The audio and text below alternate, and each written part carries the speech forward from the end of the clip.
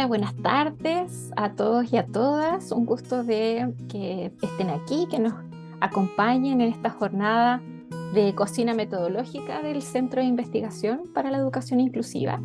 Hoy tenemos una interesante propuesta de trabajo que esperamos que les sea también muy interesante también a ustedes, porque creemos que el método Currere es algo que nosotros lo hemos estado utilizando, pero también queremos compartirlo, ¿no? Pero para eso, entonces, me presento inicialmente. Soy Fabiola Otárola, soy parte del equipo de investigación de la línea 3 del Centro de Investigación para la Educación Inclusiva. En la línea 3 trabajamos con prácticas educativas inclusivas, tanto de aula como de escuela. Y hoy queremos presentarles y compartir con ustedes entonces la cocina metodológica correspondiente a este año del 2023. Y agradecemos entonces la presencia de ustedes acá. Um, Tenemos para hoy este taller con un espacio de formación que hemos querido brindar para ustedes, que permite a investigadores y profesionales que estén trabajando en el área de investigación o bien que les pueda interesar este camino este camino para poder continuar en metodologías, ¿no? Vamos a trabajar particularmente en trayectorias educativas, poder observar estas trayectorias educativas que no siempre son tan lineales, ¿no? Son bastante heterogéneas y podemos nosotros a través de la mirada de profesionales como los que ya les voy a presentar, poder tener una visión más amplia entonces de estos caminos metodológicos. Y no podemos tener un espacio también de diálogo, conversación, preguntas, un espacio bastante cercano para que ustedes puedan participar e interactuar junto con los panelistas. Este taller se titula Experiencia escolar y prácticas inclusivas: cómo develar las creencias ocultas por el deber ser y hacer el hablar de inclusión. Voy de nuevo. ¿Cómo develar las creencias ocultas por el deber ser y hacer al hablar de inclusión? Ahí sí me salió mejor porque en realidad ni siquiera yo lo había entendido al principio, como lo leí. Pero bueno, vamos a ir a ese deber ser, ¿no? De tanto que se habla sobre inclusión y que no siempre es tan claro el concepto de inclusión cuando lo miramos desde diferentes perspectivas. Pareciera que tenemos ciertas representaciones sobre una misma idea y no son representaciones comunes dependiendo de las perspectivas en las cuales podamos verlo. Bueno, entonces en este espacio el equipo de prácticas de aula y escuela busca entonces que podamos conversar acerca de estos fundamentos básicos sobre el método Currere y la necesidad de situar a las personas al centro de las experiencias educativas y de la investigación en educación, que creemos que es lo más importante finalmente al momento de investigar en inclusión, pero desde una perspectiva de investigación con una mirada inclusiva, ¿no? Con un ejercicio y estrategias que permitan también ser inclusivos y no solo hablar sobre inclusión e investigar sobre inclusión. Por tanto, queremos presentar entonces ahora a nuestras invitadas e invitados. Vamos a comenzar primero con Soledad, ¿sí? Tenemos quien nos acompaña. Soledad Mesa es de la Universidad Autónoma. Ella es licenciada en artes, profesora de educación media con mención en artes visuales y magíster en educación con mención en currículum escolar de la Pontificia Universidad Católica. Bienvenida, Soledad. Un gusto tenerte aquí con nosotros, con nosotras. Muchas gracias, Fabiola. Un gusto también para mí aceptar esta invitación y abrir este espacio de diálogo y conversación. Perfecto, muchas gracias a ti. Actualmente estás trabajando como coordinadora de prácticas de titulación en las carreras de Pedagogía en Educación Básica. Interesante porque es una propuesta que vamos a poder compartir in situ, ¿no? No solo en teoría, sino que con hechos que tú observas también. Así que perfecto, bienvenida por estar aquí y feliz de tenerte aquí. Bueno, les presentamos también a nuestro invitado, Fernando Murillo. Él es doctor en estudios curriculares de la Universidad British Columbia en Canadá y tiene un amplio trabajo académico y de investigación. Actualmente es director de la Unidad de Formación Inicial Docente de la Facultad de Educación de la Universidad Autónoma de Chile. Así que bienvenido, Fernando. Un gusto poder tenerte aquí también. Muchísimas gracias, Fabiola. Feliz de estar acá. Y esperamos tener un espacio de conversación interesante. Y bueno, nuestra representante del equipo, que es Ana Rojas. Ana es profesora de educación diferencial, magíster en educación con mención en currículum escolar, integrante de equipo de investigación del Centro de Edu Inclusiva, como ya les había contado, de la línea 3 de prácticas inclusivas de aula y escuela. Así que bienvenida, Ana. Un gusto que puedas trabajar también en este tema y compartirnos, porque es tu especialidad, es tu área, así que va a ser súper grato poder tener tu experiencia. Gracias, Fabiola, y feliz también de estar acá y de poder compartir estos espacios reflexivos, ¿cierto? Y de las cosas que uno va haciendo y aprendiendo en el camino. Creo que es importante compartirlo con otros y aprender Así también. es. Así es, así es. Muchas gracias. Bueno, aquí estamos entonces, pero que antes de empezar con todo lo que tenemos que hablar, les quiero contar que para esta vez, esta cocina, tenemos inscritos, muchas personas se inscribieron, pero además muy interesante. Les voy a comentar que tenemos personas desde, bueno, Chile, de diferentes regiones de Chile, Concepción, La Serena, desde Iquique, teníamos de Viña del Mar, y también de otros lugares que son Argentina, desde Panamá, Bogotá, um, bueno, otros lugares que son interesantes también de poder tener una visión más amplia. Recuerden que estamos grabando esta mesa y que luego va a quedar a disposición este material para que lo puedan compartir también o poder ver nuevamente en sus redes. Bueno, entonces dejo a cargo a Ana, ¿sí? Porque nos va a iniciar con esta problemática e interesante propuesta metodológica.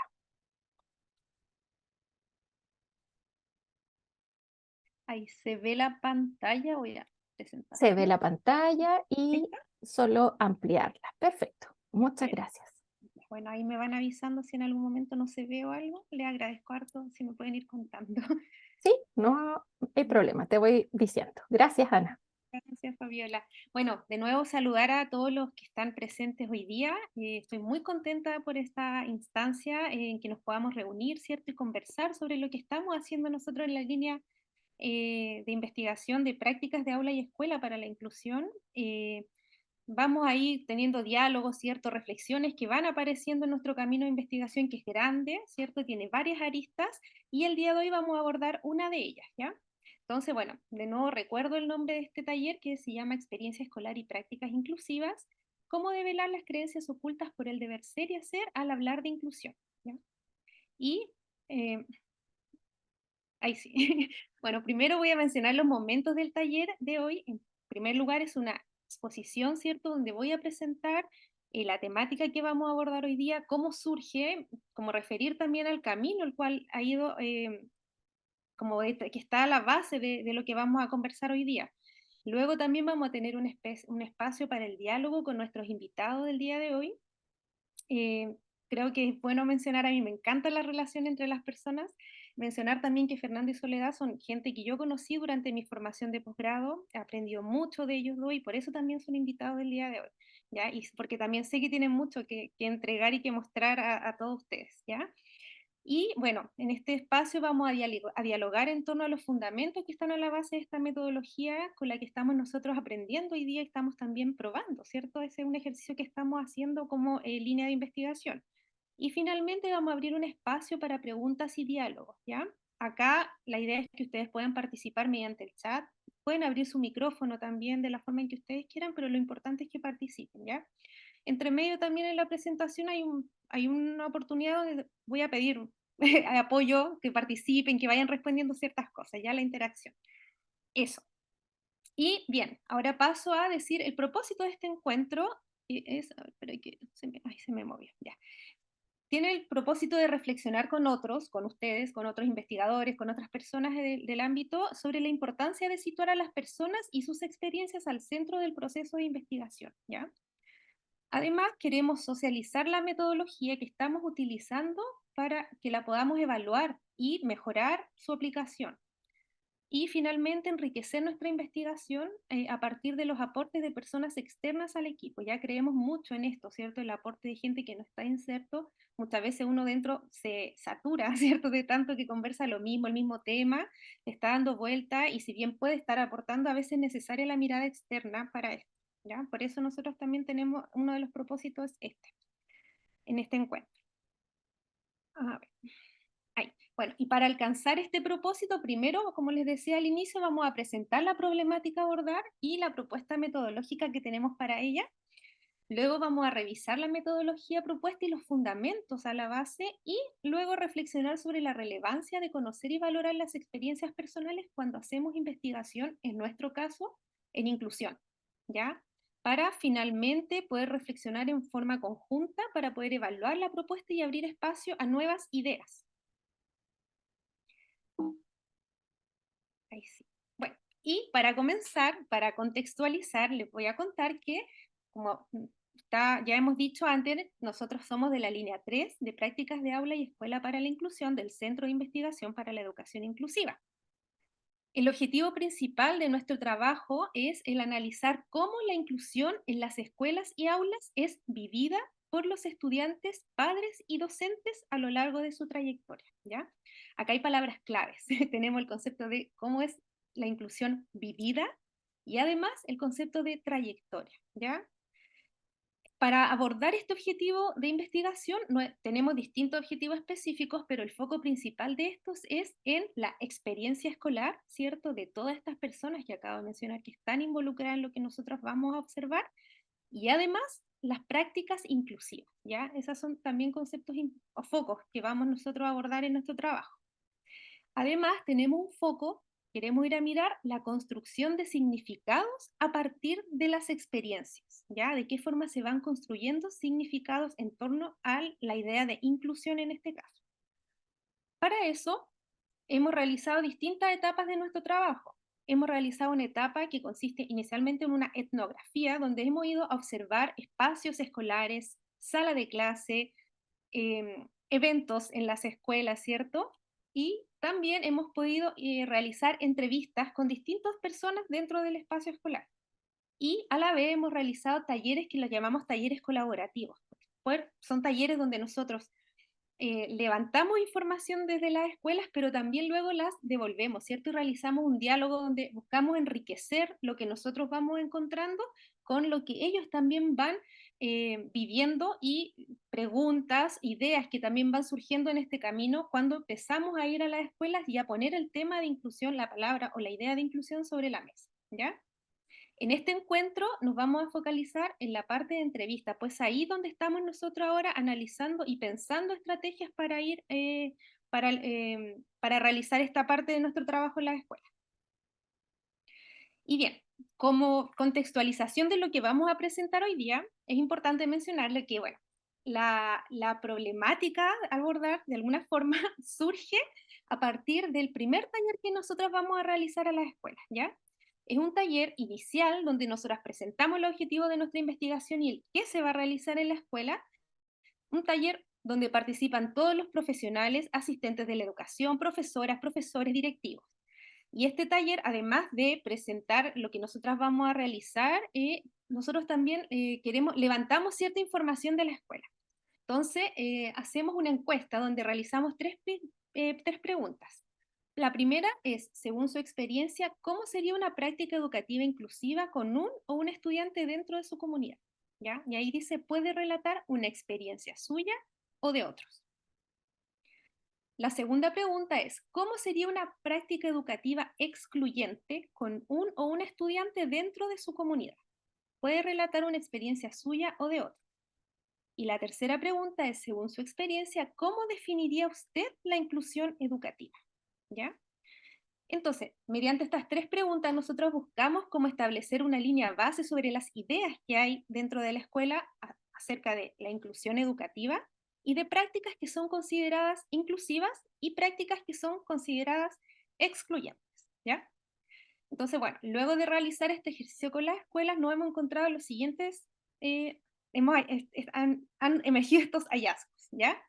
Primero, que al definir una práctica excluyente, la mayor cantidad de respuestas se centra en, la refieren como relacionado con la atención de profesionales y o recursos materiales, ¿ya?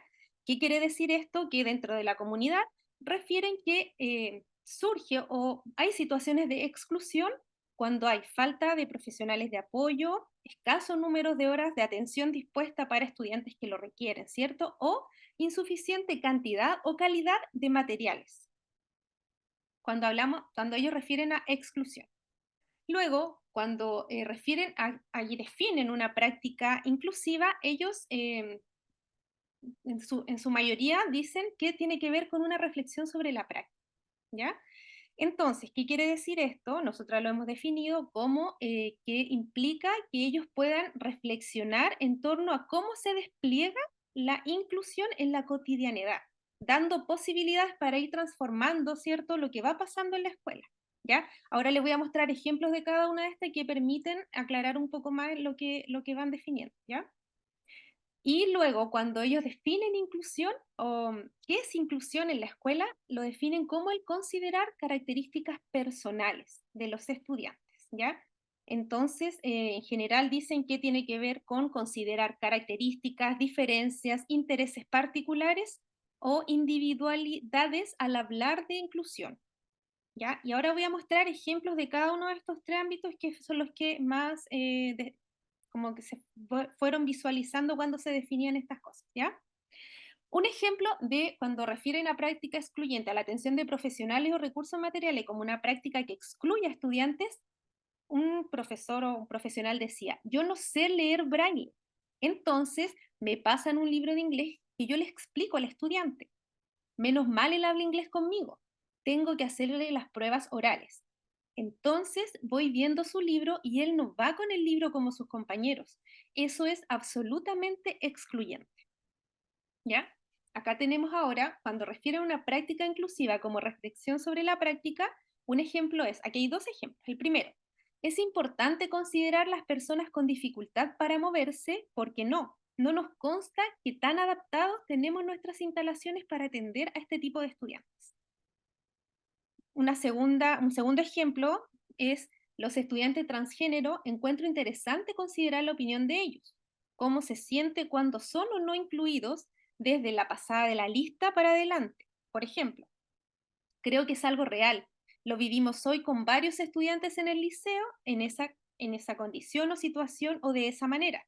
Creo que es interesante conocer cómo nosotros los incluimos o solamente los integramos, ¿ya?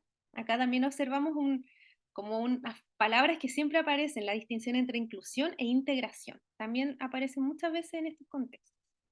Y luego, cuando definen inclusión, como considerar características personales, un ejemplo es, por ejemplo, un estudiante de segundo básico que era muy sensible con los sonidos, la profe siempre partía en un principio bailando, con mucho ruido. Entonces, como ya se conocía su condición, se modificó esta actividad para que él no se sintiera como ofendido o dañado por estímulo, ¿ya? Entonces, tenemos esta situación y nos podemos preguntar acá, ¿qué nos muestran estas respuestas, cierto? Cuando vemos que para este grupo de docentes una práctica excluyente tiene que ver con la atención de profesionales o recursos materiales, o cuando una práctica inclusiva tiene que ver con una reflexión sobre la práctica o sobre la forma en que estoy respondiendo a mis estudiantes a las necesidades que ellos tienen para estar dentro de este contexto, ¿cierto? O cuando estoy considerando la inclusión, cómo focalizarme en las características personales que tiene un grupo de estudiantes y poder responder a ellas. No sé si alguien quisiera mencionar en el chat qué nos muestran estas respuestas, qué les parece, alguna opinión o algo. Me gustaría escucharles.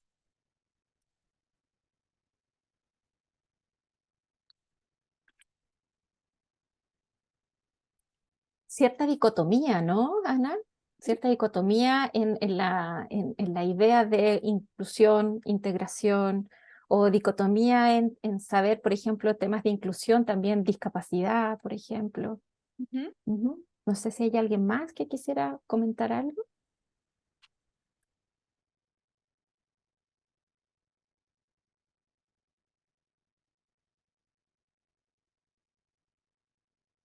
O sea, la dicotomía que refiere Fabiola me parece, claro, algo clave, ¿cierto? Que algo que nosotros siempre estamos mirando en la escuela, ¿cierto? Que está esta distinción en el uso también del lenguaje.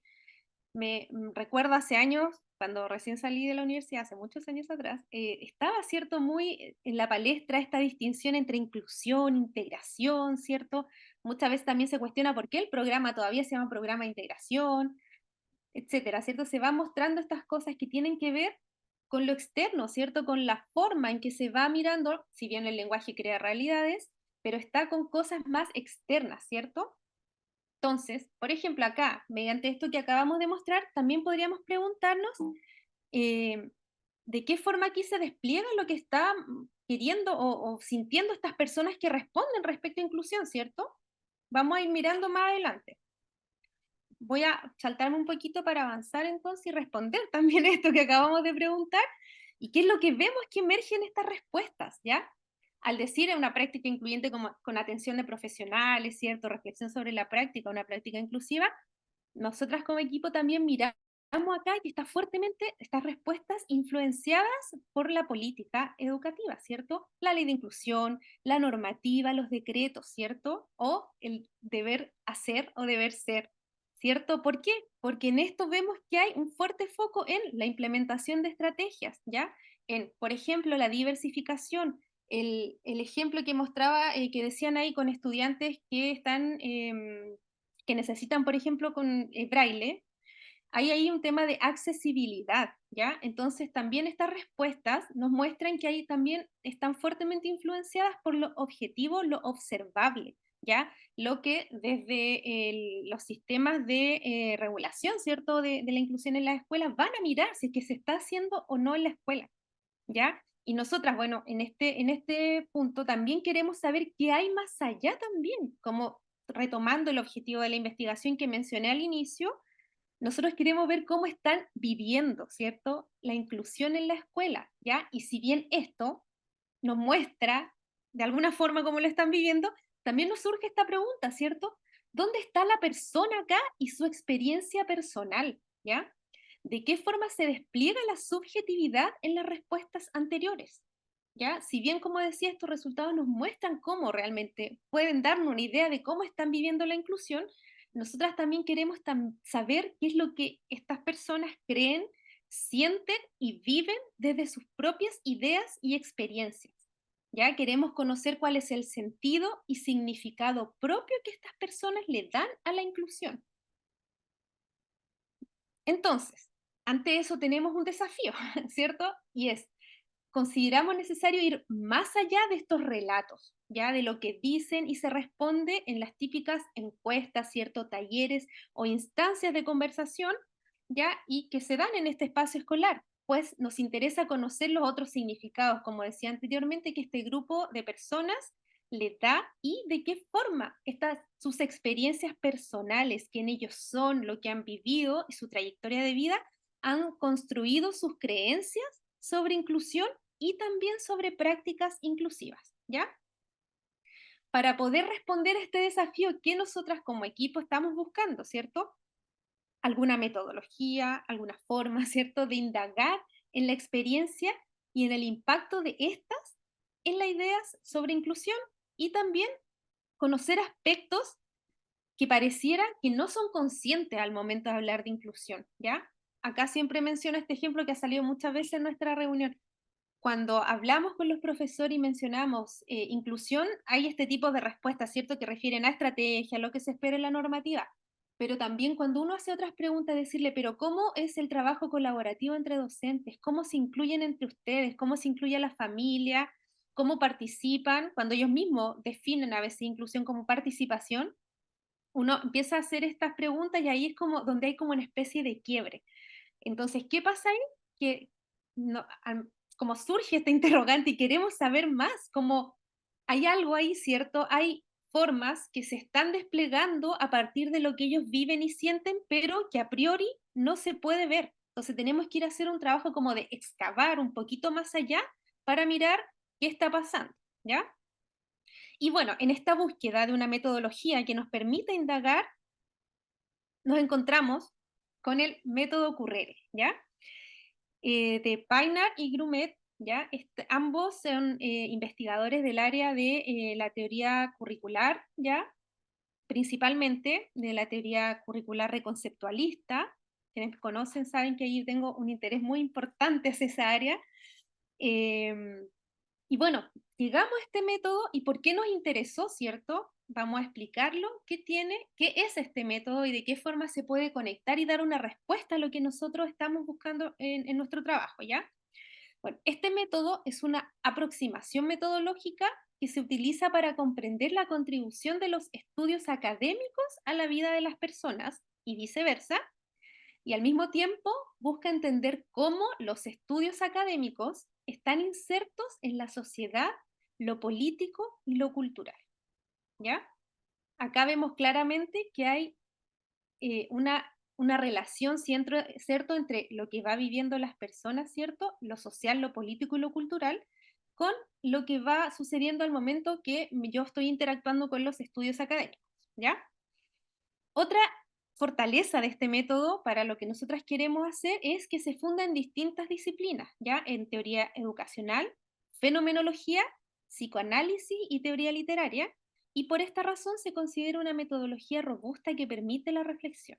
Más adelante con el ejemplo vamos a poder responder esta parte, pero solo quiero agregar que, por ejemplo, como está fundada en el psicoanálisis, tiene una forma de hacerse que nos permite un poco llegar a esto que yo decía adelante, de poder excavar y debajo de lo que está, lo que se ve, ir a mirar qué está pasando también a la base de eso, ¿ya? Y tiene como propósito este método propiciar la reflexión personal sobre la contribución de los estudios a la vida de las personas. Y el autor, ¿cierto? William Piner, indica que es una conversación complicada con uno mismo y con otros, enlazada a través del conocimiento académico y que tiene, este es súper importante, por eso está destacado, ¿cierto? El propósito, ay, espérame, perdón, se me movió esto. Bueno, tiene el propósito de permitir el entendimiento, ¿cierto? Del propio proceso y poder comprometernos, ¿cierto? En lo que estamos realizando en nuestra vida, ¿cierto? Y de alguna forma con el proceso que estamos llevando de formación. Ay, se movió, perdón, que estaba como pegado a esto.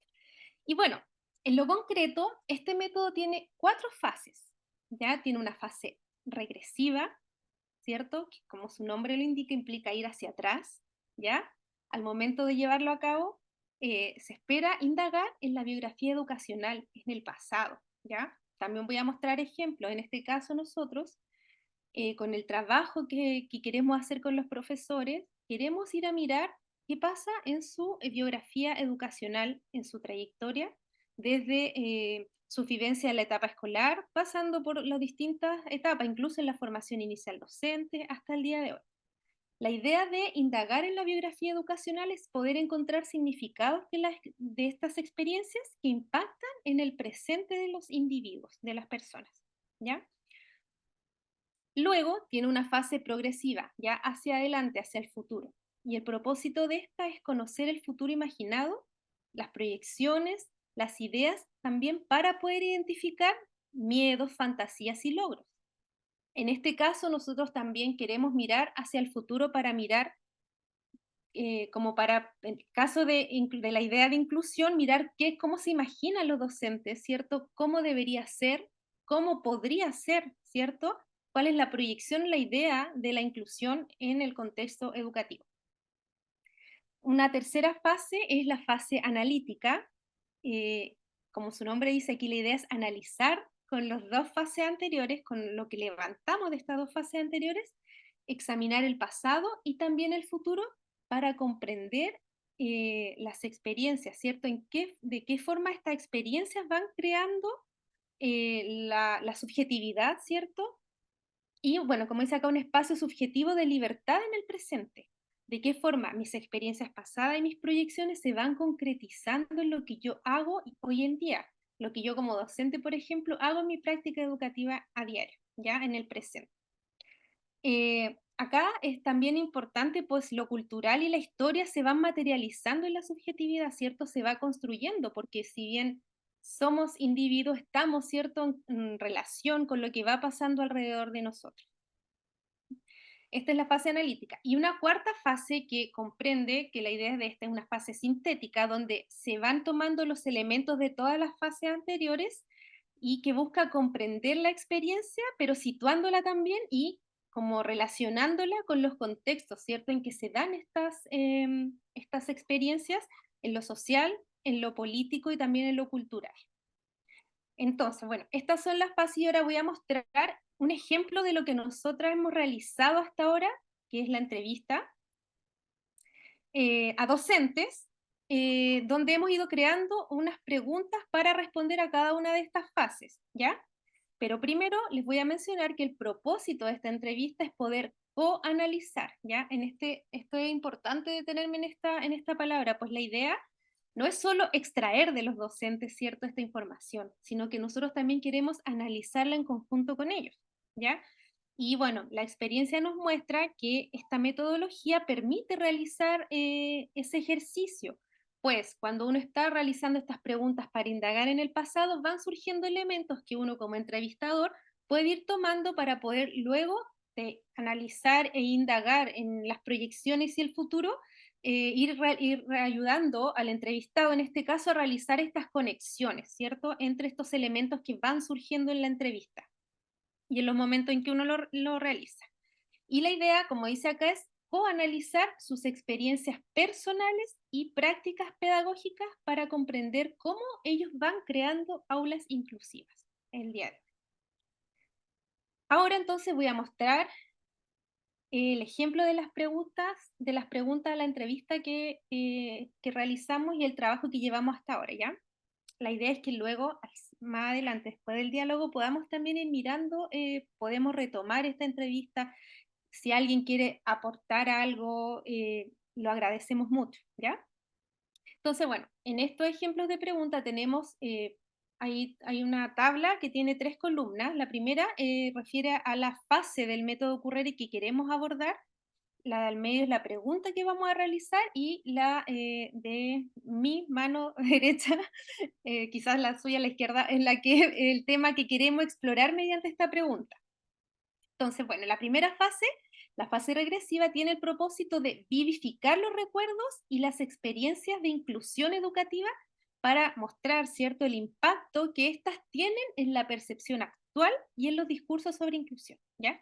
La idea acá es ir hacia las experiencias escolares para poder mostrar de qué forma éstas influyen en lo que yo hago actualmente y también en las proyecciones que tengo sobre inclusión.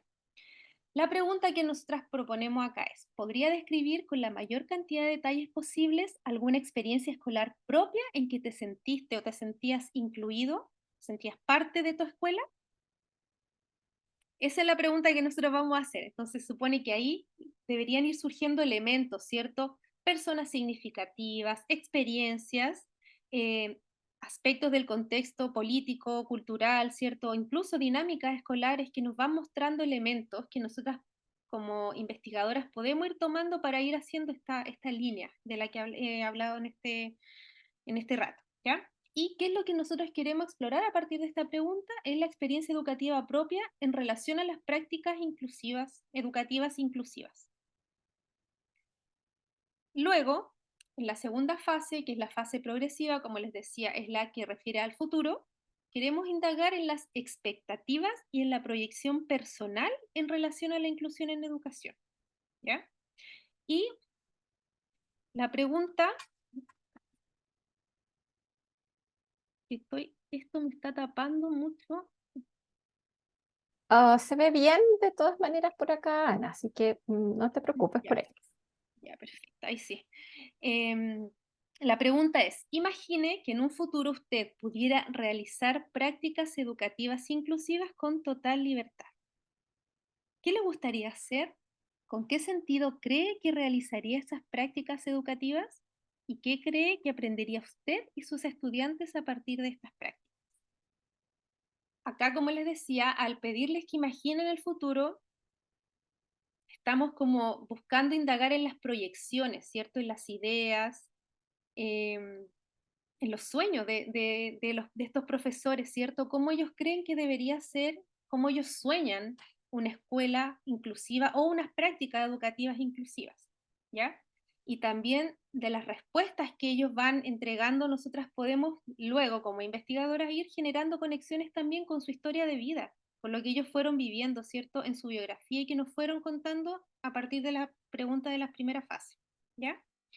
¿Y qué es lo que nosotros queremos explorar acá? Como les decía, sus proyecciones de prácticas educativas inclusivas propias, pero además dos dimensiones que emergen de trabajos previos de la línea de investigación, ¿ya? Que tienen que ver con la dimensión simbólica de las prácticas, ¿ya? Esta quiere decir cuál es el sentido educativo de una práctica que yo proyecto que voy a realizar, ¿cierto? ¿Por qué la voy a realizar? ¿Qué sentido? ¿Cuál es el propósito de esta práctica?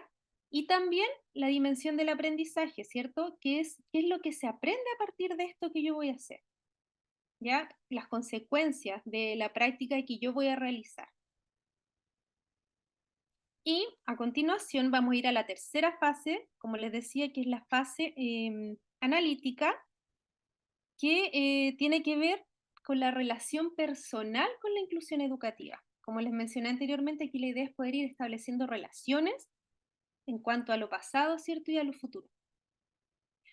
Y la idea también es acá que podamos mirar de qué forma los discursos sobre prácticas educativas en la actualidad, ¿cierto? Están influenciados por la experiencia personal, ¿ya?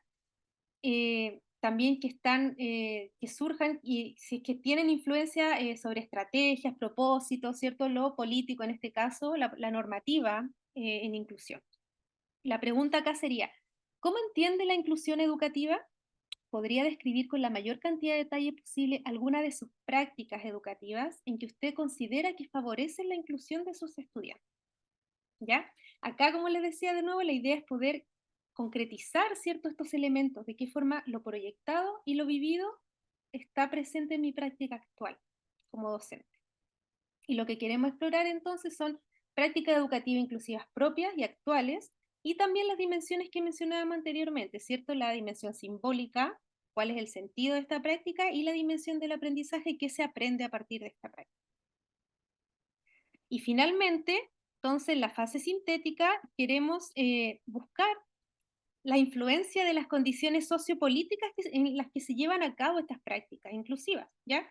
En lo social, personas con las que interactúan estudiantes, pares, colegas, también en trabajos previos se ha visto la influencia de la familia, eso también es importante en esto, muchas veces hay docentes que tienen influencia de sus experiencias con familiares, en la forma, no sé, incluso en la elección de la carrera y también en sus prácticas, cómo se despliegan sus prácticas a diario, ¿ya?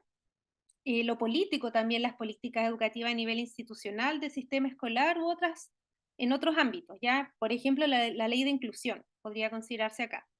Y la pregunta es, al observar tus prácticas inclusivas, la forma en que abordas la inclusión en tu contexto laboral y vida, en lo personal, con otros, ¿cierto? Con estudiantes, con colegas, con apoderados, en este caso, como estamos incluyendo también la mirada de la familia, ¿observas alguna influencia de tu propia experiencia e historia en esto? ¿Ya? Y acá lo que buscamos, como les decía, es mirar en lo social la propia historia, personas significativas o con las que interactúan, y también en lo político institucional, leyes, normativas, proyecto educativo institucional, currículum escolar, etc. ¿Ya? Acá el propósito también es mostrar que estamos en relación, ¿cierto? Que no solo estamos influenciados por lo político, o que podemos no estar solamente influenciados por lo político, ¿cierto? Que también nos vamos construyendo a partir de interacciones, de vivencias y de la historia, de la propia historia y de lo que vamos viviendo, además de lo que vamos aprendiendo o como lo que es más formal, por decirlo de alguna manera, ¿ya? En esto es importante, si vemos acá en este recorrido que se ve realizando con esta entrevista, y por ello se decide optar por este método, es el poder ir como mostrando lo que va pasando debajo de lo que se responde a priori cuando uno pregunta sobre inclusión. ¿Ya? Por eso creemos también que estas preguntas tienen que ser como bien realizadas y como delicadamente creadas para poder resguardar eso y, no tan, y también tener en cuenta el no ser tan invasivos con los profesores, ¿cierto? Y también requiere una expertise de parte del entrevistador para poder ir como fijando y tomando estos elementos que se puedan ir relacionando, porque al mismo momento uno tiene que ir devolviendo al entrevistado estas cosas. Por ejemplo, algo que emerge del pasado cuando está en la fase analítica, decir, mira, fíjate, acá parece que hay una influencia de este profesor. Por ejemplo, cuando tú estabas en segundo básico, parece que hay una influencia en cómo tú proyectas tus prácticas hoy en día. ¿Qué pasa con eso? ¿Ya? La idea es también mostrar que no todo viene desde afuera, sino que también hay elementos que vienen de uno y que somos, ¿cierto? Y que estamos siendo a diario en esta relación que se da en las escuelas, ¿ya? Entonces, bueno, tomando estos elementos, ¿cierto? Y la importancia de relevar y demostrar que somos, ¿cierto? Que somos individuos y personas que estamos en la escuela. Ahora vamos a pasar al diálogo en torno a esto, a los fundamentos que están a la base de esta metodología, para poder también comprender en profundidad por qué optamos por ella y también al final, como les decía, poder evaluar de qué forma está respondiendo estas preguntas a los fundamentos que están a la base.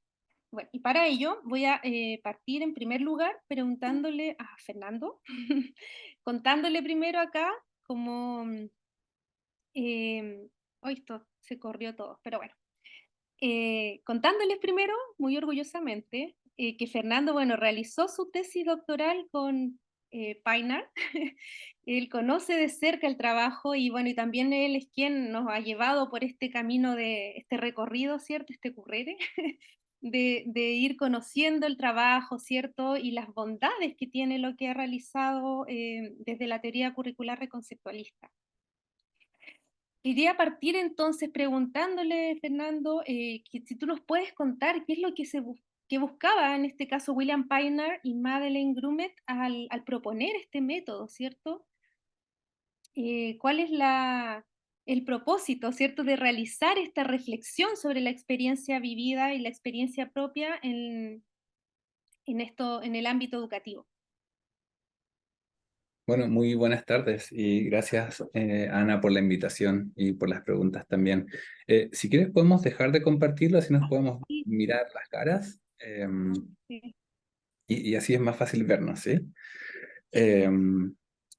Bueno, las preguntas que lanzas al principio no son fáciles de responder de manera sintética, pero voy a hacer el mejor esfuerzo. No quiero sí partir sin antes felicitar el trabajo que están haciendo en la línea. Creo que se trata de un tipo de investigación eh, pionero en Chile. No es habitual ver un tipo de investigación que haga uso de manera eh, tan clara y con tanta convicción desde las ciencias humanas y no desde las ciencias sociales, que es lo más habitual. Y eso es algo que hay que destacar, porque están abriendo un camino que recién comienza en Chile y que bueno que empezamos a ver frutos ya de este tipo de trabajos de manera concreta. Así que quiero partir por felicitarlos. Y en términos, bueno, para abrir las preguntas que tú haces, ¿de dónde surge esto? Y por qué la centralidad? Yo creo que es imposible no hacerlo sin hacer referencia quizás a dos elementos contextuales. Un primer elemento, creo yo, que tenemos que considerar es de carácter metodológico y otro es de carácter más bien histórico. En términos metodológicos, quería partir por decirles que, a ver, en mi experiencia, al menos en la enseñanza en posgrado, siempre el tema metodológico despierta ciertas ansiedades, ¿no? ¿Cuál es el método correcto? ¿Cuál es el recetario que necesito para hacerlo bien, ¿no? Pero yo creo que en el ámbito del trabajo en educación y en las ciencias humanas en general, es bueno recordar que método, en su término original en griego, que es métodos, significa literalmente un camino. O sea, más allá de una receta, es un camino que uno decide tomar. Y que en el ámbito del trabajo filosófico, teórico, muchas veces uno no lo logra determinar con 100% de precisión al inicio. A veces algo que uno logra reconstruir en retrospectiva. Entonces, yo creo que es un primer elemento que hay que considerar, que en la naturaleza del trabajo que nosotros hacemos, muchas veces el rigor metodológico tiene que ver con una descripción fiel de las decisiones que ya tomaste. y que logras reconstruir en términos de los pasos que tomaste para llegar a donde estás, producto de que hay una pregunta, hay un ímpetu, hay un querer describir una cierta realidad de la manera más fiel posible, ¿no? Entonces, lo primero es eso, es como destrabar esta mirada sobre lo metódico, que en este caso no es menor, porque el método siempre va infundido, además de las fases y los pasos y las herramientas, van infundidas de una cierta actitud. Y acá el trabajo de Edmund Husserl es central. Él es uno de los que parte con el trabajo sobre fenomenología en el ámbito de la educación en particular. Y Edmund Husserl se da cuenta que existen dos grandes aproximaciones o dos grandes actitudes con las cuales uno se acerca a los datos y al conocimiento. Quizás la más conocida es la actitud que él le llama la actitud de las ciencias naturales, ¿no? La actitud natural, que es querer cuantificar, que es querer de alguna manera ver cuáles son las magnitudes de un hecho, ver cuáles son las frecuencias con que ocurren, porque con eso podemos de alguna manera acercarnos a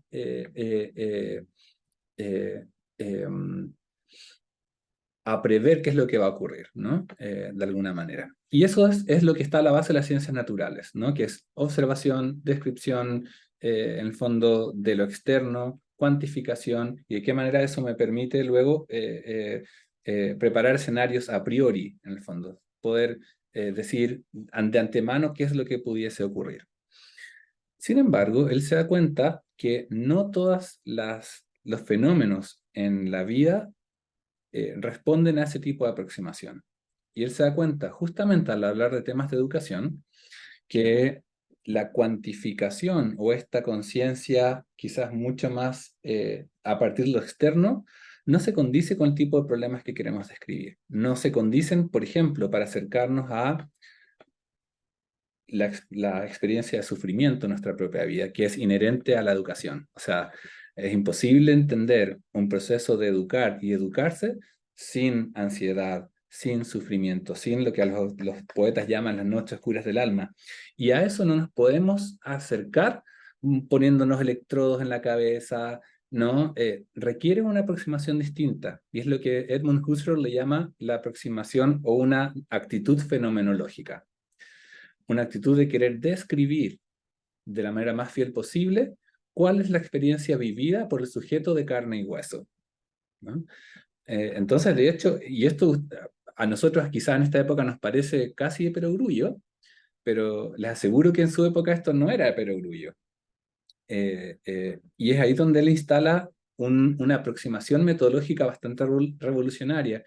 Él pone el concepto de la epogé, que es en el fondo el concepto de no se lo puedo decir, de poner en paréntesis todas nuestras concepciones teóricas previas con respecto al fenómeno, ¿no? Entonces él dice, para poder acercarnos a un fenómeno de la manera más fiel posible, tenemos que dejar de lado nuestras preconcepciones, tenemos que dejar de lado nuestras etiquetas teóricas que no nos permiten ver el fenómeno tal cual se está mostrando a nosotros.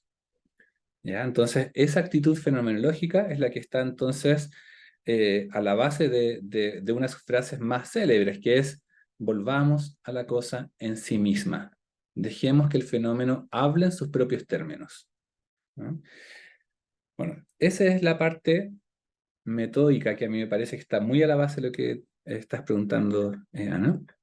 Y la otra parte que les comenté que nos puede servir es la mirada histórica. ¿Por qué surge este interés? Por preguntarle al sujeto finalmente. Y el método Currere, en particular, surge de un contexto histórico bien específico, y es que a fines de los años 60, a principios de los años 70, el ambiente académico estaba completamente dominado por las ciencias experimentales. Vale decir, si tú no tenías un número adosado a la investigación que tú estabas haciendo, simplemente era considerada inválida. ¿Por qué? Porque, por supuesto, el predominio de las ciencias naturales logró introducirse con mucha fuerza en el mundo de las ciencias sociales, que adoptaron los mismos métodos o la misma actitud, diría Husserl, para tratar temas como la psicología, la educación, ¿no? Temas que tienen que ver con el ser humano, pero lo fuimos tratando del mismo modo que tratábamos los métodos para medir la altura de los árboles, ¿te fijas? Entonces, algo estaba ocurriendo finalmente que hizo que no solo la investigación, sino que las políticas públicas que se estaban desarrollando para educación venían con esta fuerte carga de las ciencias naturales, en el fondo, y con la expectativa de la ciencia natural, por ejemplo, de producir un tipo de conocimiento cuantitativo y de producir un tipo de conocimiento predictivo también. Recordemos que en esta época asuntos como, por ejemplo, la medición de la inteligencia era un tema muy importante, ¿no? La prescripción cada vez más fuerte. Y aquí hay un elemento histórico no menor que tiene que ver con el lanzamiento del Sputnik. Ustedes se recordarán en esta época, ¿no? Cuando Rusia gana la carrera espacial poniendo un satélite, ustedes podrán decir, ¿qué tiene que ver eso con el currículum? Bueno, tiene mucho que ver, porque la respuesta de Estados Unidos a este hecho no fue, bueno, formemos mejores ingenieros, formemos mejores matemáticos. La respuesta del Estado federal fue, intervengamos el currículum escolar, ¿no? Fue decir, cientificemos a la población, hagamos que el currículum escolar sea mucho más enfocado a un pensamiento numérico, científico, matemático, y se encontraron con un problema, que los profesores por lo general hacemos lo que queremos en la sala de clases. Entonces surgen los famosos paquetes curriculares a prueba de profesores, ¿no? Dijeron, vamos a prescribir a tal punto que, independiente de quién esté en la sala de clases, hay una transmisión directa de conocimiento al estudiante, ¿sí? Y esto uno podría pensar, oye, es cosa del pasado. Tan del pasado no es. Recordemos que la administración de George Bush, ya con el programa este de No Child Left Behind, continuaron con esta política de medición estandarizada de estudiantes, y el sueldo de los profesores además empezó a estar atado al rendimiento de los estudiantes. O sea, esto es algo que pervive hasta el día de hoy con políticas que siguen una cierta actitud metódica, ¿sí? Bueno, pero en el fragor de esta época, fines de los años 60, principios de los años 70, es que algunos académicos del ámbito de la educación se empiezan a dar cuenta que efectivamente las políticas educativas, las prácticas curriculares, formativas, estaban dejando un pequeño detalle fuera de la ecuación, a la persona.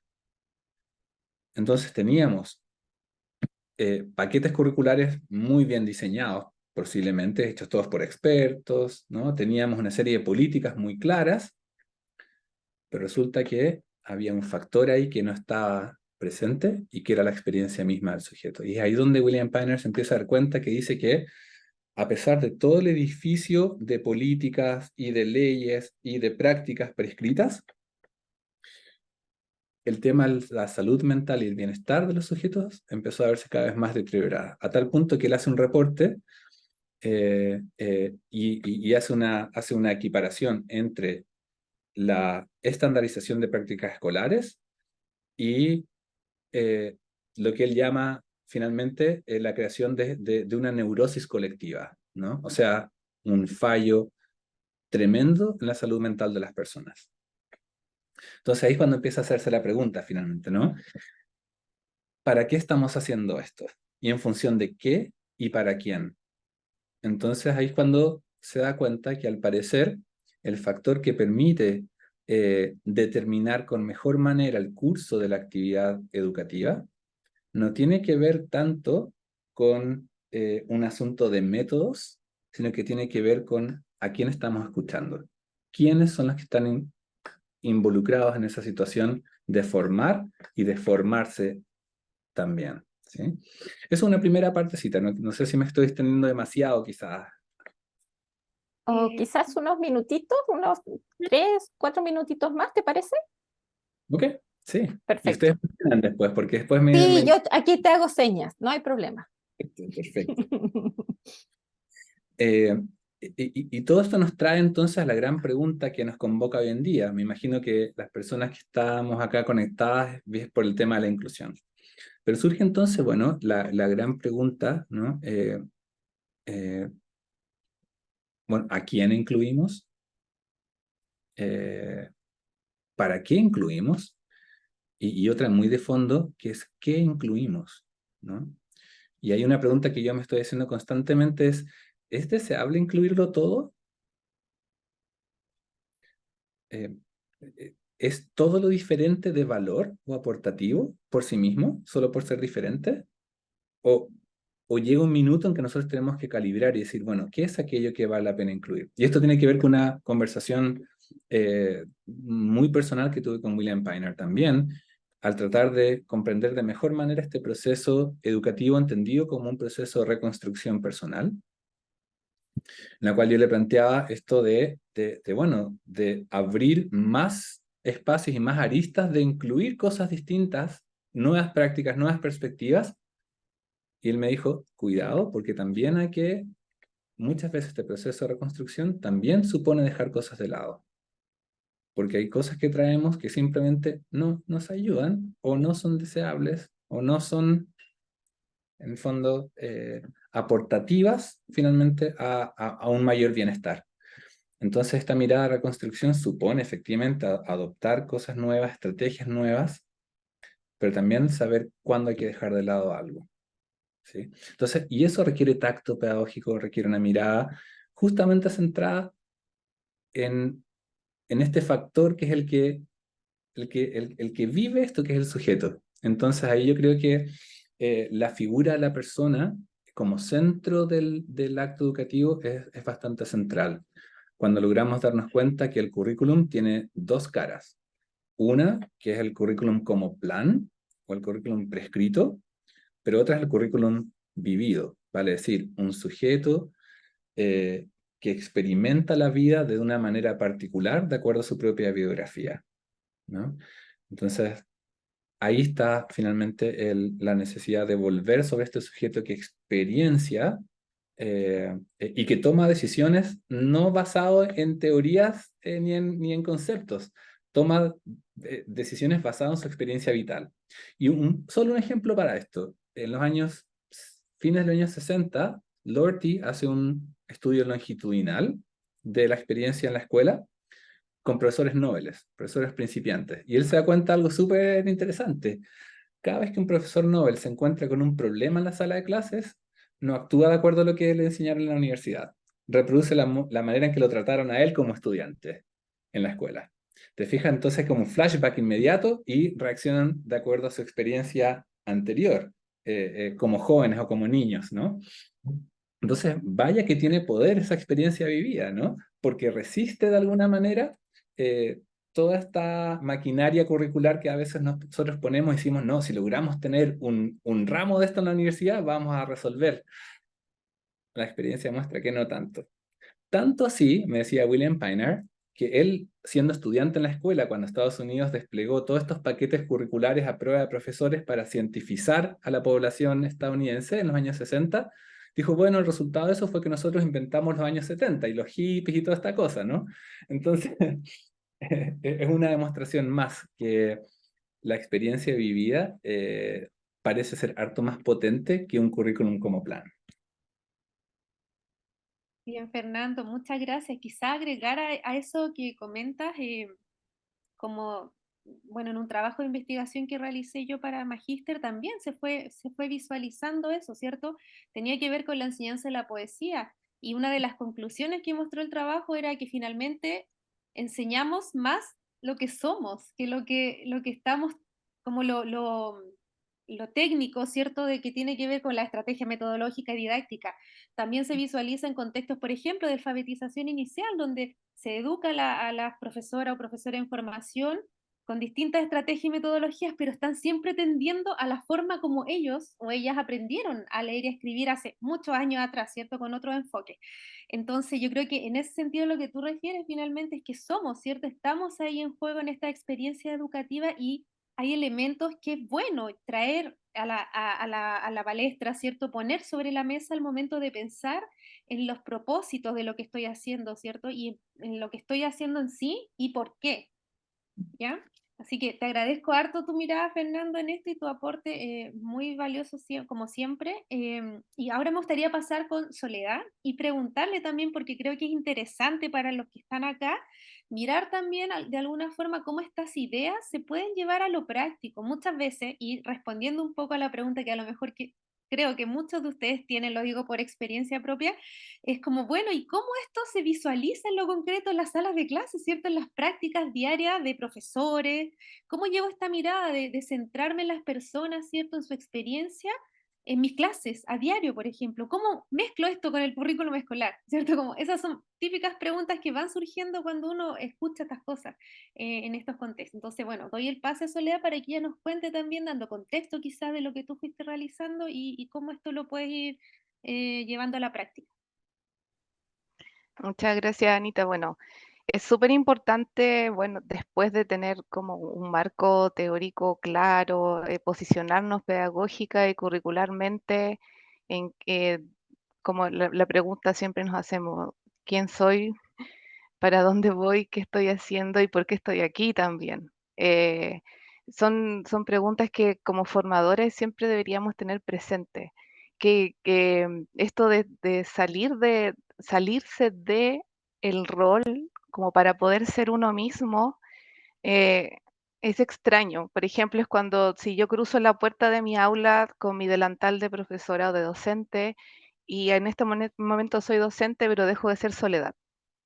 Entonces ahí se genera como una división del ser o una dicotomía en que no dejo mi impronta, mi propia forma que yo he encontrado, mi propio modelo pedagógico para poder ser y estar en una situación o en una experiencia formativa. Entonces, eso es como el primero, cómo nos situamos frente a una formación, o sea, a la formación. Eh, Cómo revisamos nuestros propios supuestos en relación a la educación, a qué concepto de ser humano tenemos cada uno de nosotros. Y desde ahí empezar a pensar qué significa para cada uno de nosotros educación, inclusión, em, y llegar a una mirada o a llegar a algún consenso.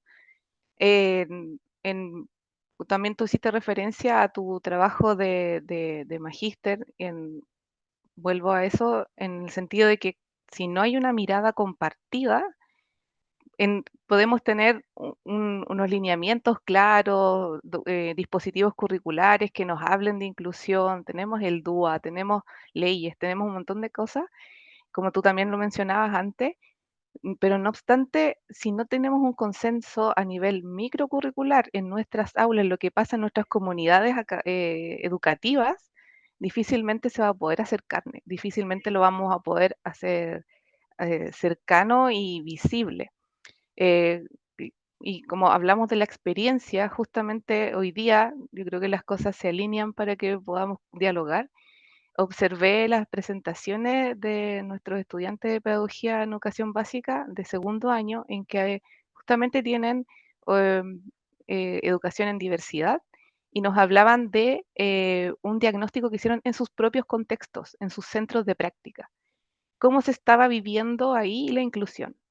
Hicieron encuestas a distintos actores de la comunidad educativa, inspectores, asistentes de aula, jefes de UTP, directores, y docentes no solamente como uno suele pensar, el profesor jefe o el profesor de lenguaje, matemática, no, sino que incluyeron a los profesores de educación física, artes, música, también al equipo PIE. Algunos colegios tenían equipo, otros no. Entonces, por eso ahí nos hicieron la distinción.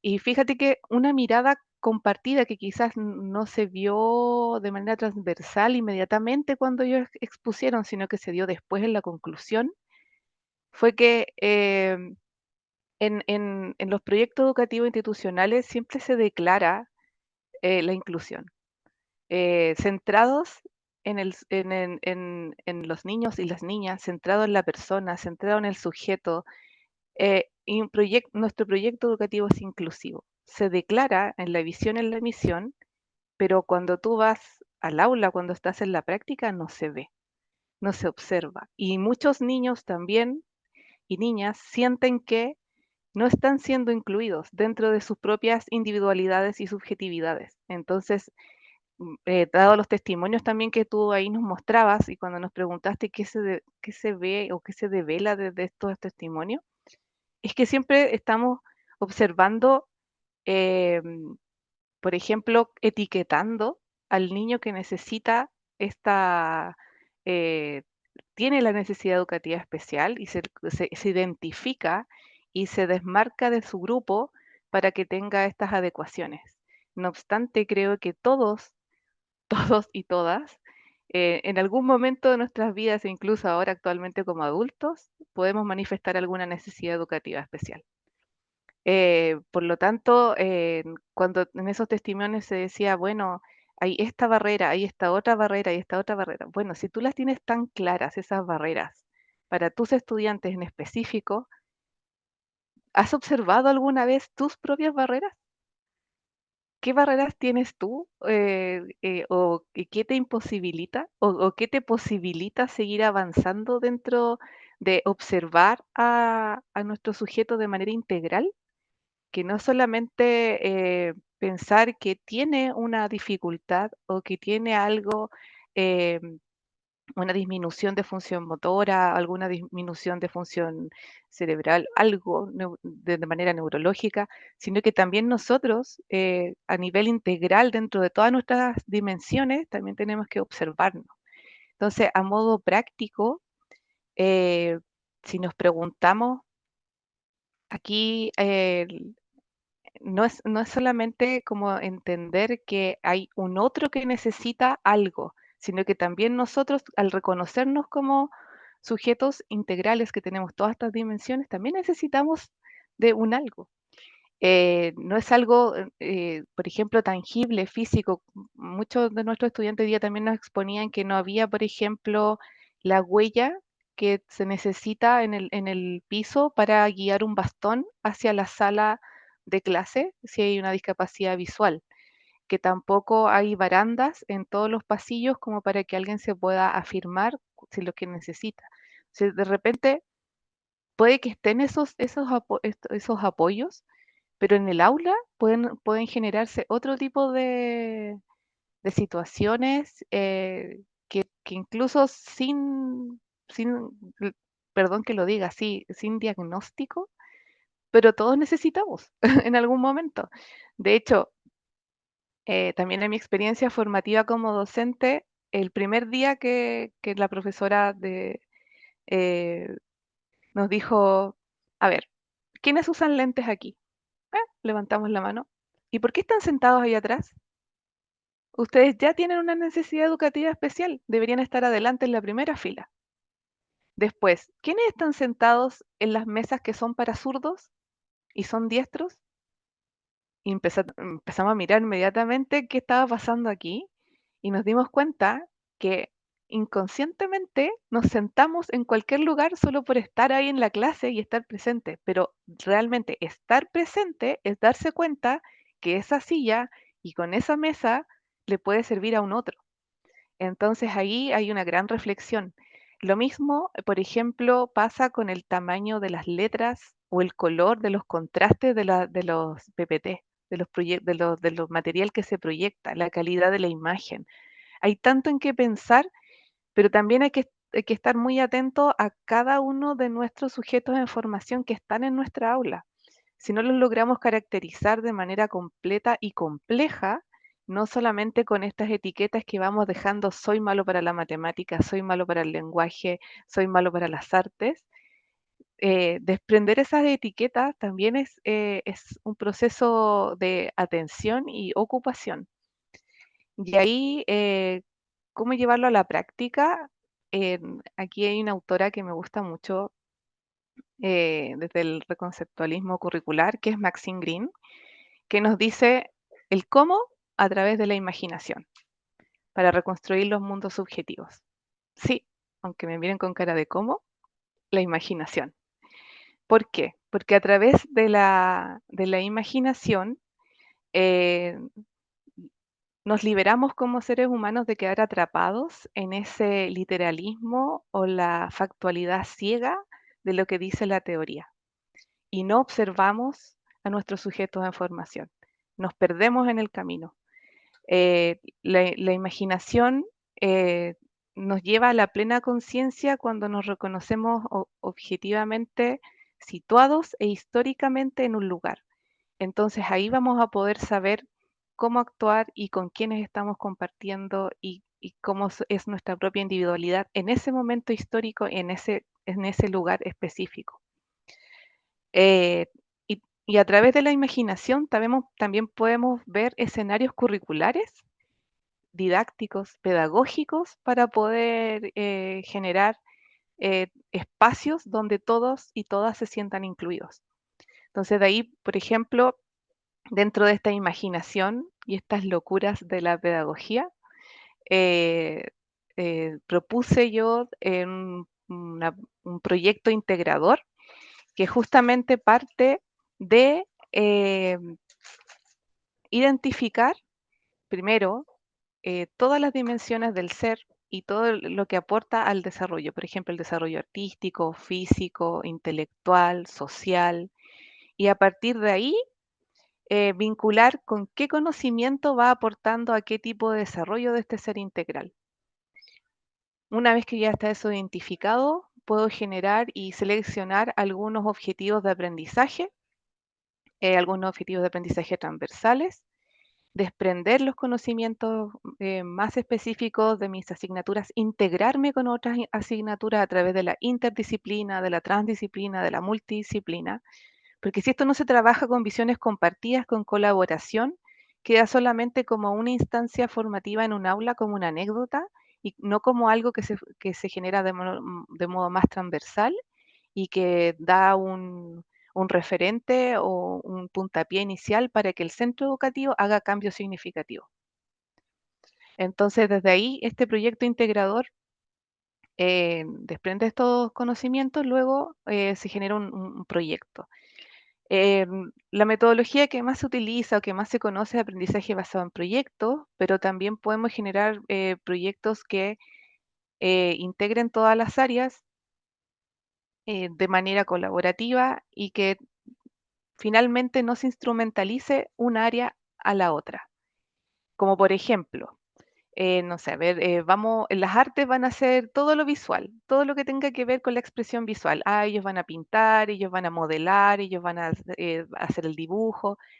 Las artes van mucho más allá.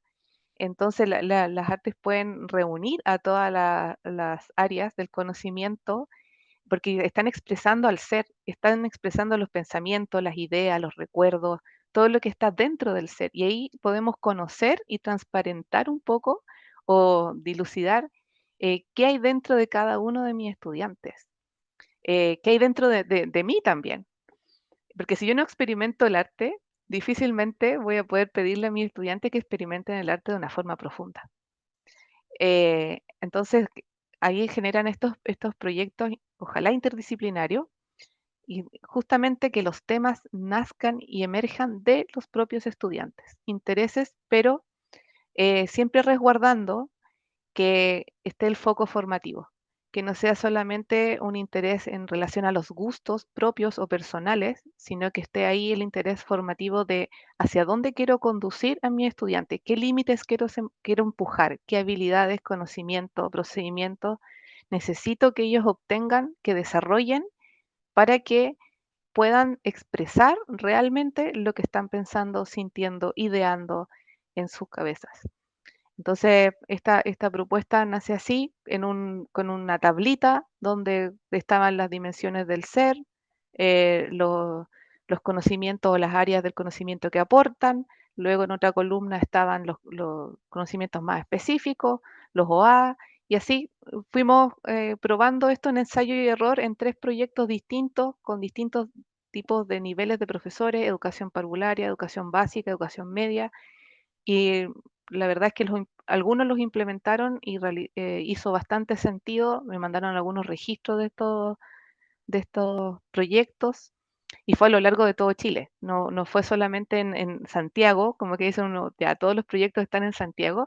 No, también estuvo en el extremo sur, en la isla de Chiloé también se realizaron. Y lo más interesante de esto que también uno no solamente integra áreas del conocimiento académico, sino que también integra saberes y conocimientos de la cultura popular chilena y de distintas culturas. Entonces, aquí se invitaron a cantores, payasos, quienes tallaban en madera, orfebres.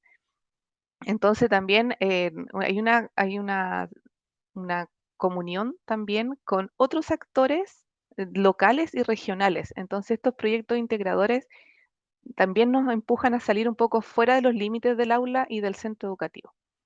Y así nos vamos integrando a otras visiones y a otros saberes.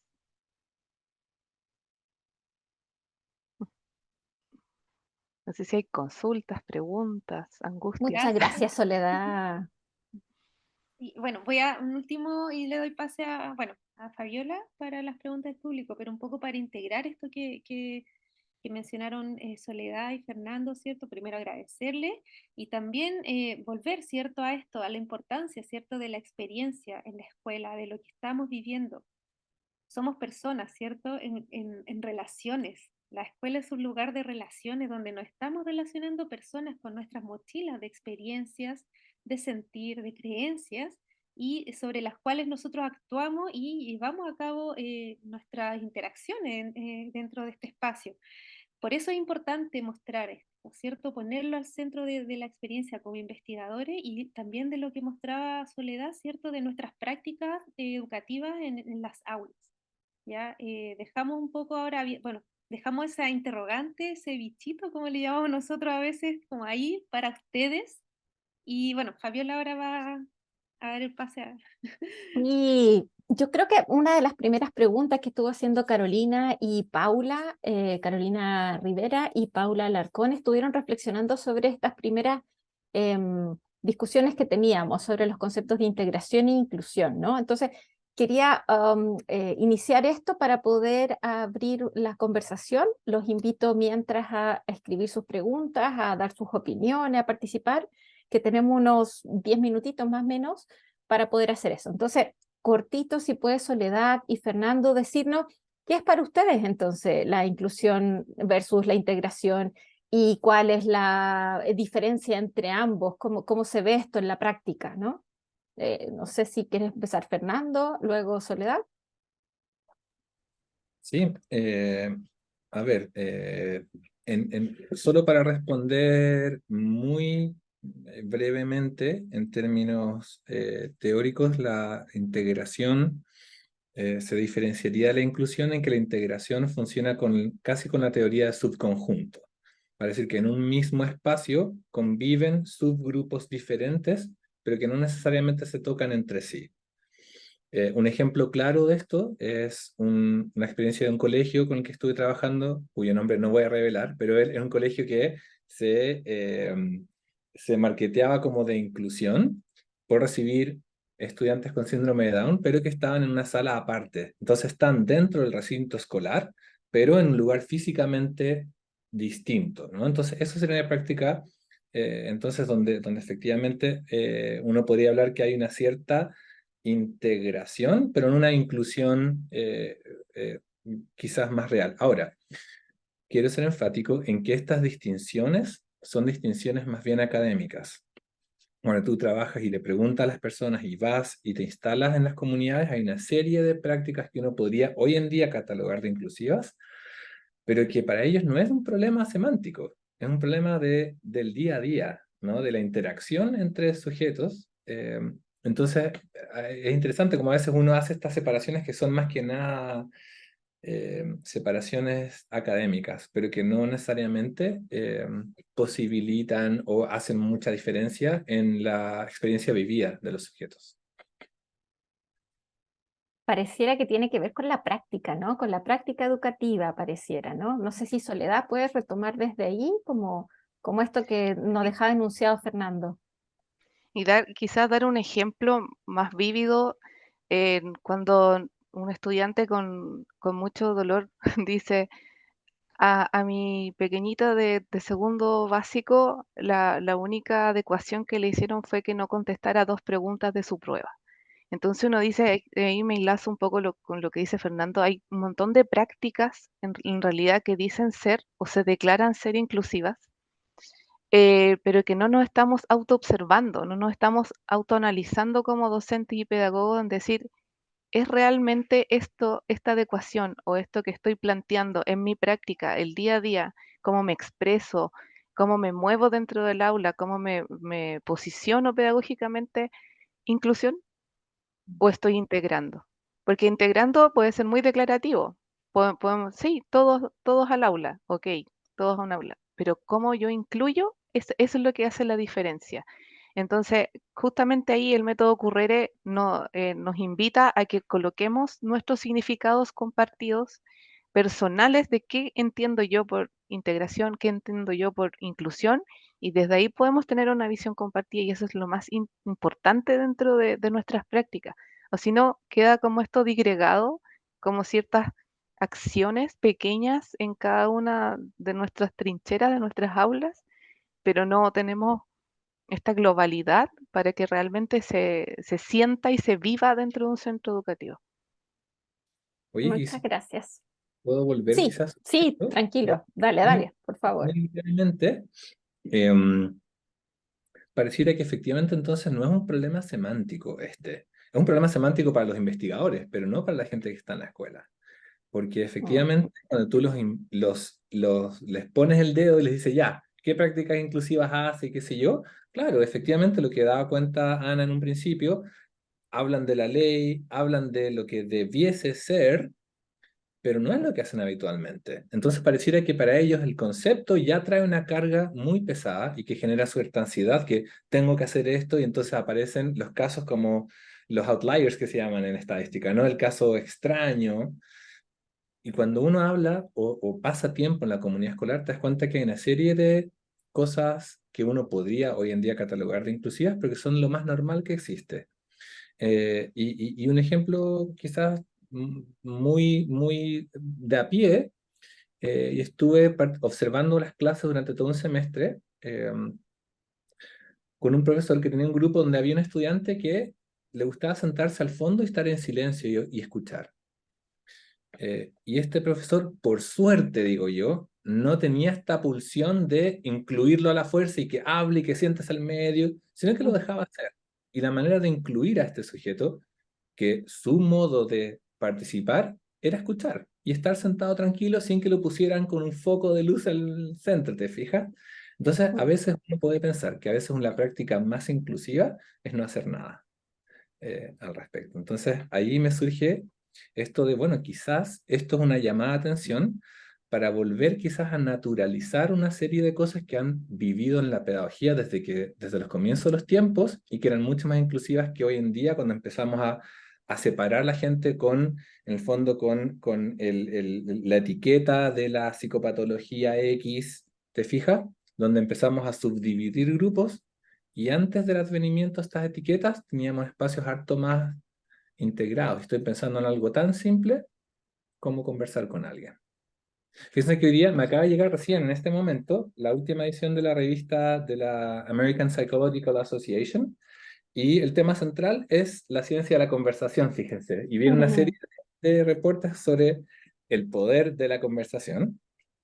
Y en el fondo que ahora ya están midiendo, por supuesto, el tema del bienestar, ¿no? La simbolización, el sentido de pertenencia, por medio de algo tan simple como sentarte a conversar con alguien.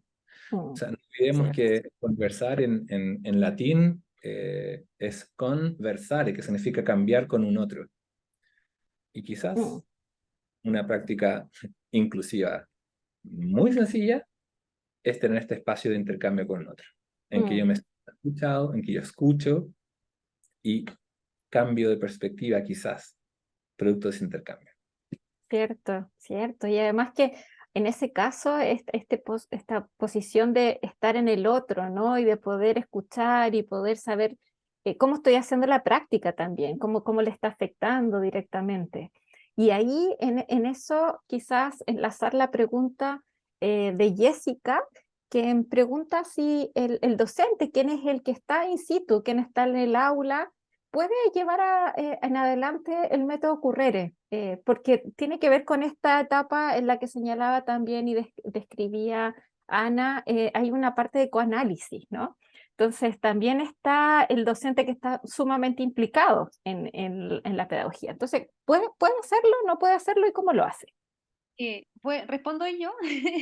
Comentarles, bueno, que desde su origen el método Currer está hecho para una autorreflexión, un autoanálisis, ¿ya? Hay distintas formas de llevarlo a cabo y lo que hemos hecho en los trabajos, lo que estamos nosotros haciendo y trabajo previo que yo hice para otra investigación, es adaptarlo en una entrevista que realiza un otro, pero como desde su base la idea es proceso autorreflexivo, ¿ya?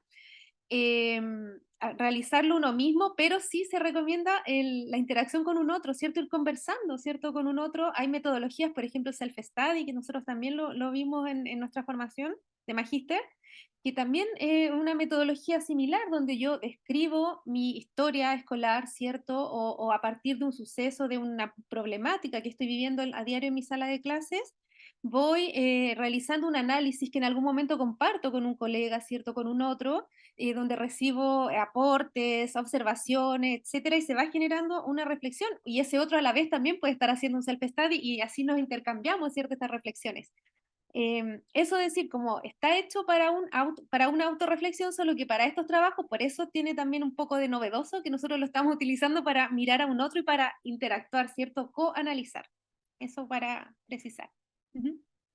¿Alguna pregunta, alguien de la audiencia que quisiera prender su micrófono o escribir alguna pregunta? Tenemos para una preguntita más o un comentario también. Rocío. Sí, hola, muchas gracias por la presentación, muy interesante. Hola a Fernando, Soledad. Ana es mi colega, así que también la saludo, pero para mí les agradezco la participación de ustedes. Tengo hartas reflexiones, pero como estamos con poco tiempo, solo una pregunta técnica que es, en el método Currere, eh, hay una fase regresiva. En esta fase regresiva, como la hipótesis es que las experiencias pasadas inciden en mi actuar presente. En este caso, las experiencias de la escuela inciden en mi comportamiento presente en la escuela.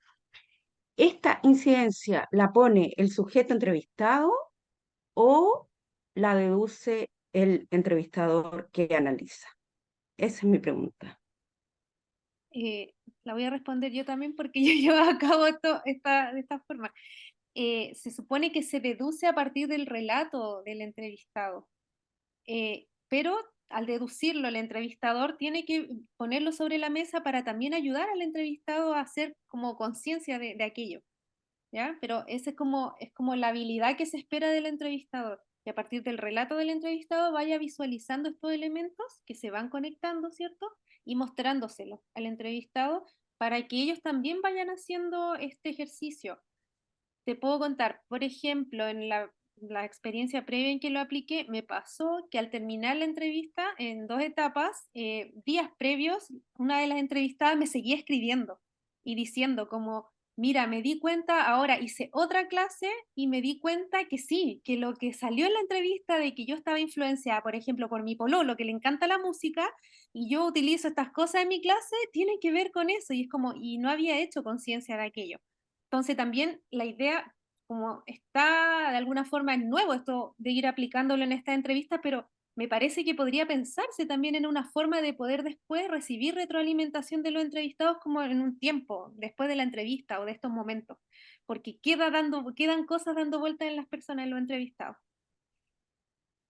Entonces, quizás un método que supone varias veces de encuentro con el entrevistado. Sí, sí, yo creo que eso también sería bueno para aplicarlo, sí. Bueno, y como último aporte, ya que tengo la palabra, aprovecho también lo que dice Fernando cuando dice que quizás es bueno no hacer nada, o también considerar el no hacer nada como un acto quizás que permite igualmente incluir, nosotros en nuestras investigaciones vemos que los profesores consideran esa posibilidad como una posibilidad que practican, porque ellos dicen que aquellos que están incluidos, que ellos observan que están incluidos, entonces ellos no hacen nada por ellos, porque ya están incluidos. ¿A qué de reforzar esa inclusión? Entonces, yo comparto esa idea de, entre comillas, no hacer nada. Lo decimos de esta forma, pero en el fondo las ayudas o el foco está puesto en aquellos que demuestran algún tipo de exclusión. Pero los que están incluidos y los profesores están felices de eso y la cosa funciona como, como una cierta, qué sé yo, cotidianidad o no, pero en el fondo la gente sabe estar junta, la gente sabe convivir, no tenemos que ir a enseñarles convivir. Entonces eso me parece como algo que no olvidar, porque siempre entonces estamos con una mirada excesivamente normativa ante las realidades que estudiamos. Y me parece que no tenemos tanto derecho a eso. Soledad, ¿te Es, gustaría hacer algún aporte a esto último? Que yo creo que en las prácticas tú tienes mucho que decir, como para ir cerrando la conversación. Sí, justamente, bueno, son conocimientos, bueno, marcos teóricos que se van encontrando, que uno los tiene, yo les digo a mis estudiantes, en la maletita de autores o en la maletita teórica que uno lleva como docente para poder tener sus herramientas ante situaciones que requieren atención o situaciones emergentes como estos incidentes críticos que suceden en el aula y uno dice, ¿cómo actúo? ¿Qué hago? ¿Cómo lo hago? Y ahí está uno, tiene su maletita y recurre a ellos porque son situaciones que se viven en el momento. Y justamente conversábamos la semana pasada con Tom Russell en relación a que pocas veces nosotros transparentamos o explicitamos o ponemos como tema en conversación eh, cómo pensamos, lo que pensamos los docentes cuando actuamos en el aula. ¿En qué estamos pensando? Esa sensación, o sea, ese momento en que vienen a nosotros nuestros referentes teóricos, vienen a nosotros nuestra experiencia y desde ahí actuamos o tomamos decisiones. Yo creo que el método Currere justamente nos hace visibilizar eso, el cómo pensamos y a qué recurrimos cuando pensamos. Entonces, eso es una reflexión constante y como también dice Maxine Green, que es como una contemplación em, muy delicada, muy minuciosa de cómo somos nosotros mismos. Y también eso también se imprime o está dentro de nuestro ser docente. Esa observación que que nos informa de nuestro ser y de nuestro actuar. Entonces, ¿qué pasa con nuestros estudiantes en práctica? Que depende de las horas que están en un curso, que interactúan con este curso, es justamente lograr que ellos eh, comprendan las situaciones desde su saber docente y desde su saber como sujeto de formación, no solamente atendiendo a, por ejemplo, una planificación en la cual de repente no vemos a nuestro estudiante ahí, sino que vemos a alguien que está implementando algo, un paso a paso, pero que yo he conversado, por ejemplo, con Ana, y si Ana hace una clase, yo espero ver a Ana ahí en esa clase. No quiero ver nuevamente ir paso a paso siguiendo su planificación, quiero verla a ella cómo interactúa pedagógicamente con cada uno de nuestros sujetos de formación. Entonces ahí está, yo creo que hay un super plus que hacerle un ojito a nuestras prácticas. Muchas gracias, Soledad.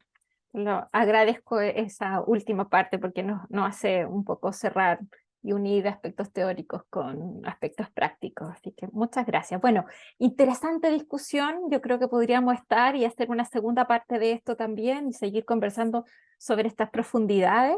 Em, creo que hemos hecho un interesante recorrido desde, de tratar de responder a esta pregunta que hacíamos, ¿no? Cómo develar el quiénes somos, el qué representaciones tenemos, para poder luego llevar eso a la práctica, o incluso a la práctica las investigaciones, o cómo procesamos ciertas informaciones, ¿no? Porque como investigadores a veces creemos que somos tan objetivos, pero la verdad es que también está nuestro ser ahí. También somos nosotros quienes estamos analizando, quienes percibimos, quienes hacemos interpretaciones también de lo que vemos, de lo que escuchamos, de las entrevistas. Entonces, también plasmamos nuestro ser ahí. Y eso es muy interesante. Quizás podríamos discutir eso posteriormente de cómo plasmamos también aquellas cosas en nuestros análisis. Así que bueno, dimos un camino por currículum, por prácticas, por la teoría como prácticas específicas.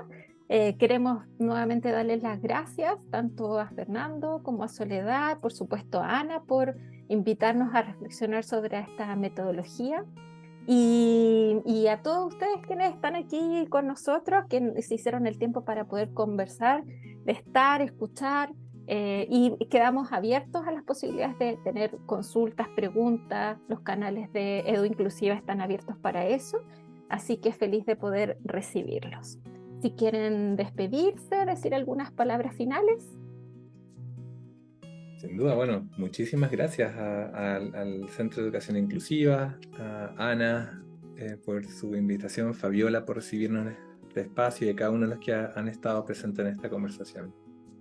Muchas gracias. Sí, me sumo a los agradecimientos. También es bonito también compartir experiencias desde a quienes hemos vivido experiencias juntos, como Ana, Fernando y yo. Entonces es aquí, así como también nosotros podemos transmitirles desde la experiencia aquello que hemos ido cambiando y cómo nos hemos ido transformando como docentes.